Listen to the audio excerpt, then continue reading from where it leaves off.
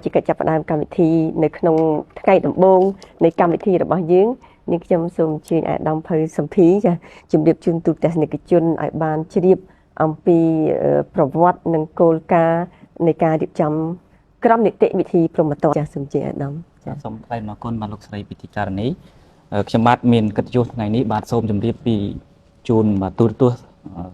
និកជនពីប្រវត្តិនិងគោលការណ៍នៃការរៀបចំក្រុមនីតិវិធីព្រហ្មទណ្ឌនៃព្រះរាជាណាចក្រកម្ពុជារបស់យើងបាទក្រុមនីតិវិធីព្រហ្មទណ្ឌនេះជាលទ្ធផលការងារអស់រយៈពេលជាង10ឆ្នាំរបស់ក្រសួងយុទ្ធភ័ពនៃប្រជាណាចក្រកម្ពុជាយើងក្នុងក្របខ័ណ្ឌនៃការចូលរួមការអនុវត្តគោលនយោបាយកំណែទម្រង់ប្រព័ន្ធច្បាប់និងយុត្តិធម៌របស់រាជរដ្ឋាភិបាលកម្ពុជាដែលបានកំណត់តាំងពីឆ្នាំ1998ឆ្នេះដើម្បីឆ្លើយតបនឹងតម្រូវការដែលប្រទេសកម្ពុជាយើងដែលយើងចង់បានក្រុមនីតិវិធីព្រហ្មទណ្ឌមួយពេញលេញនិងច្បាស់លាស់ចាប់តាំងពីឆ្នាំ1994ក្រសួងយុទ្ធភ័ពបានរៀបចំនៅបាទក្រុមនីតិវិធីកែសម្រួលក្រុមនីតិវិធីព្រហ្មទណ្ឌយើងពីព្រោះថាក្រុមនីតិវិធីព្រហ្មទណ្ឌនេះជាឧបករណ៍ដ៏សំខាន់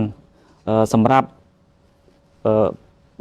ជាមធ្យោបាយដំណើរការរបស់តុលាការផ្នែកព្រហ្មទណ្ឌហើយក៏ជាអត្ថបទនិងជាក្រុមមូលដ្ឋាននៃការកសាងនីតិរដ្ឋនៅកម្ពុជាផងដែរហើយសេចក្តីព្រៀងក្រុមព្រហ្មទណ្ឌនេះជាពិសេសសប្តាហ៍ថ្ងៃនេះបានចូលយុទ្ធធរមានក្រុមព្រហ្មទណ្ឌនេះបានទៅរៀបចំឡើងដោយគណៈកម្មការមួយរបស់ក្រសួងយុទ្ធភ័ពដែលមានការចូលរួមពីថ្នាក់ដឹកនាំក្រសួងយុទ្ធភ័ពមន្ត្រីជំនាញច្បាប់ចៅក្រមហើយនឹងមានជំនួយបច្ចេកទេសដ៏សំខាន់របស់សហប្រតិបត្តិការបារាំងបាទចា៎ក្នុងការរៀបចំតាក់តែងក្រុមនេះឡើងនេះគឺយើងគោរពនៅគោលការណ៍ជាពិសេសនៅច្បាប់ដែលកម្ពុជាយើងមានស្រាប់ជាពិសេសគឺច្បាប់ថ្ងៃទី8ខែមីនាឆ្នាំ1993ស្តីពី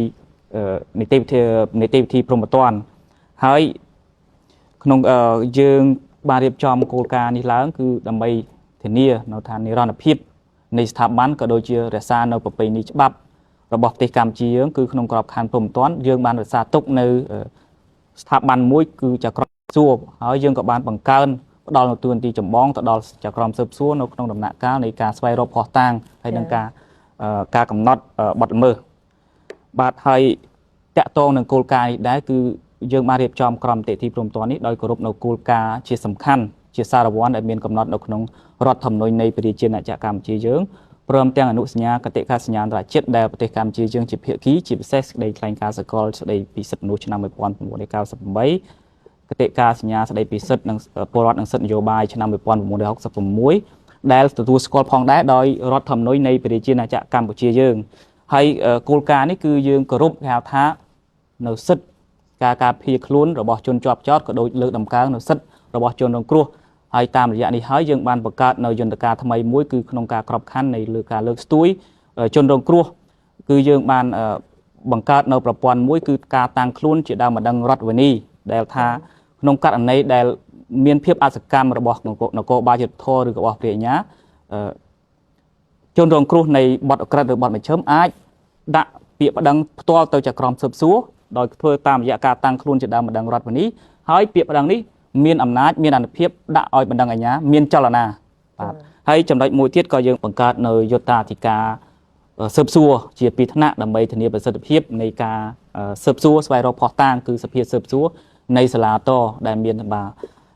ជាសមាជិកភាពមួយដែលត្រួតពិនិត្យទៅលើដំណើរការរបស់មន្ទីរស៊ើបសួរនៅតាមតុលាការខេត្តក្រុងក៏ដូចជាមានសមត្ថភាពពិនិត្យទៅលើសេចក្តីសម្រេច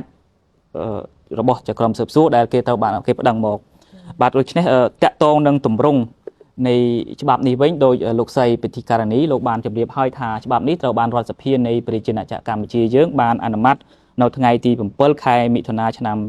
2007ដាក់ដោយសម្លេង83លើ83បាទដូច្នេះគឺជាឯកច្ឆន្ទហើយនៅថ្ងៃទី24ខែកក្កដាឆ្នាំ2007ព្រឹទ្ធសភាយើងបានអនុម័តដោយសម្លេង51លើ51ហើយនៅថ្ងៃទី10ខែសីហាឆ្នាំ2007ច្បាប់នេះត្រូវបានប្រកាសបាទលាយផុសលេខាឲ្យប្រើដោយព្រះមហាក្សត្រនៅថ្ងៃ10ខែសីហាឆ្នាំ2007ដូច្នេះក្នុងក្របខ័ណ្ឌនៃការកែតម្រង់ប្រព័ន្ធច្បាប់និងតុលាការការអនុម័តក្រមនេះគឺជាសមិទ្ធកម្មមួយក្នុងការកសាងក្របខ័ណ្ឌច្បាប់កសាងនីតិរដ្ឋស្របតាមនៃគោលនយោបាយរបស់រាជរដ្ឋាភិបាលកម្ពុជាក្រមកិច្ចដឹកនាំដ៏ខ្ពង់ខ្ពស់របស់សម្ដេចអគ្គមហាសេនាបតីតេជោហ៊ុនសែននាយករដ្ឋមន្ត្រីនៃព្រះរាជាជូនអាយដាម បញ្ជាក់ចានៅអត្ថន័យអំពីរឿងក្តីព្រហ្មទណ្ឌនិងនីតិវិធីព្រហ្មទណ្ឌចាតែមានអត្ថន័យយ៉ាងណាដែរ រឿងក្តីព្រហ្មទណ្ឌគឺជាបដកម្មតាមផ្លូវតឡាការរបស់សង្គមបានន័យថានៅពេលណាដែលមានការរំលោភនៅច្បាប់ឬក៏វិធានដែលគ្រប់គ្រងសង្គមនឹងមានប្រតិកម្មតបមួយដូច្នេះនិយាយឲ្យខ្លីគឺចាប់ពីពេលបទល្មើសមួយត្រូវបានប្រព្រឹត្តរហូតទៅដល់ការដាក់ទណ្ឌកម្មមានតំណែងតំណមួយមាននីតិវិធីមួយត្រូវបានដំណើរការគឺរឿងក្តីព្រហ្មទណ្ឌហៅថារឿងក្តីព្រហ្មទណ្ឌបានន័យថាវាកើតឡើងនៅពេលដែលមានបទល្មើសមួយត្រូវបានប្រព្រឹត្តរហូតដល់មានការអនុវត្តទណ្ឌកម្មការប្រកាសទណ្ឌកម្មនិងអនុវត្តទណ្ឌកម្មហើយវិធានតាក់ទងដល់ការរៀបចំការប្រព្រឹត្តទៅនឹងការវិនិច្ឆ័យនៃរឿងក្តីព្រហ្មទណ្ឌនេះគឺបង្កើតបានជាសំណុំនៃវិធានមួយហៅថានីតិវិធីព្រហ្មទណ្ឌនេះឯងបានន័យថានីតិវិធីព្រហ្មទណ្ឌនេះជាសំណុំនៃវិធានដែលគ្រប់គ្រងការរៀបចំការប្រព្រឹត្តទៅនៃការវិនិច្ឆ័យរឿងក្តីព្រហ្មទណ្ឌបាទដើម្បីធានាប្រសិទ្ធភាពនៃការដំណើរការរបស់តុលាការក៏ដូចជាស្វែងរកយុត្តិធម៌ជូនប្រជាពលរដ្ឋហើយនីតិវិធីព្រហ្មទណ្ឌនេះត្រូវបានរៀបចំឡើងនៅក្នុងគោលដៅសំខាន់ជាអាចដូចជាតាក់ទងទៅដល់ការកំណត់សមត្ថកិច្ចនិងការប្រព្រឹត្តទៅរបស់យុត្តាធិការព្រហ្មទណ្ឌជាពិសេសដែលយើងហៅថាតុលាការព្រហ្មទណ្ឌបើតាមរចនាសម្ព័ន្ធសពថ្ងៃយើងអាចមាន3ថ្នាក់ខ្ញុំនិយាយសង្ខេបដោយប៉ុណ្នេះហើយនីតិវិធីព្រហ្មទណ្ឌនេះផងដែរក៏តាក់ទងទៅដល់បែបបទនីតិវិធីនៃការពិនិត្យការចោទប្រកាន់បទល្មើសការស្រាវជ្រាវរកជនល្មើសការស្វែងរកភស្តុតាងព្រមទាំងនីតិវិធីនៃការជំនុំរះជនល្មើសហើយក៏តាក់ទងដល់ផងដែរពីក្នុងករណីនៃការរៀបចំផ្លូវនៃបណ្ដឹងតវ៉ានិងចំពោះការសម្រេចរបស់តុលាការព្រហ្មទណ្ឌក៏ដូចជាបែបបទនៃការអនុវត្តទោសព្រហ្មទណ្ឌដែលតុលាការព្រហ្មទណ្ឌបានច្បាស់ដូច្នេះដោយសង្ខេបគោលបំណងធំបំផុតរបស់នីតិវិធីព្រហ្មទណ្ឌគឺធានាប្រសិទ្ធភាពនៃការបង្ក្រាបផងហើយក៏ធានានៅសិទ្ធិនិងសេរីភាពរបស់បុគ្គលដែលពាក់ព័ន្ធផងហើយដូច្នេះហើយបានជាគោលការណ៍នេះក៏ដោយកំណត់នៅក្នុងរដ្ឋធម្មនុញ្ញថាដែរបុគ្គលដែលត្រូវបានចោទប្រកាន់ត្រូវតែមានលទ្ធភាពការពារខ្លួនហើយ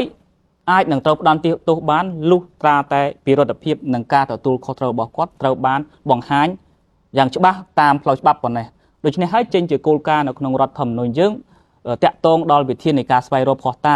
ងដែលបានមកដោយការបង្ខិតបង្ខំដោយការខុសច្បាប់ដោយសារក្លែងបន្លំគឺភស្តុតាងនេះគឺមិនអាចយកជាការដើម្បីដាក់ពិរុទ្ធភាពទៅលើជនជាប់ចោទបានទេនេះក៏ជាគោលការណ៍នៃការរៀបចំក្រមនីតិវិធីព្រហ្មទណ្ឌថ្មីយើងផងដែរការដែលមិនគោរពនៅគោលការណ៍នេះគឺនាំឲ្យមានមុខភាពនៃនីតិវិធីដែលយើងប្រៀបធៀបជាមួយច្បាប់ចាស់គឺជាចំណុចថ្មីដែលយើងកែលម្អហើយយើងឃើញថានៅក្នុងក្របខ័ណ្ឌនៃការរៀបចំនេះគឺក្រមនីតិវិធីព្រហ្មទណ្ឌគោលគំនិតមួយគឺគេហៅថាធានាតុល្យភាពរវាងប្រសិទ្ធភាពនៃការបង្ក្រាប